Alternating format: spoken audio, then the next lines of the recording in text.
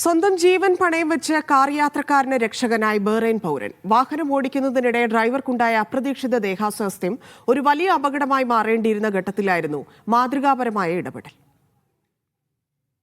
വാഹനം ഓടിക്കുന്നതിനിടെ ഡ്രൈവർക്ക് ദേഹാസ്വാസ്ഥ്യം അനുഭവപ്പെടുന്നു, വയ്യാതെയാകുന്നു. കാർ നിയന്ത്രണം വിട്ട് വലിയ അപകടത്തിലേക്ക് പോകുന്നു. മറ്റു ട്രാക്കിലേക്ക് വണ്ടി തെന്നി മാറുന്നു. ആ ഘട്ടത്തിലാണ് പിറകെ വന്ന കാറിലെ അബ്ദുറഹ്മാൻ ബദർ അൽ സയ്യിദ് എന്ന ബഹ്റൈൻ പൗരൻ രക്ഷകനാകുന്നത്.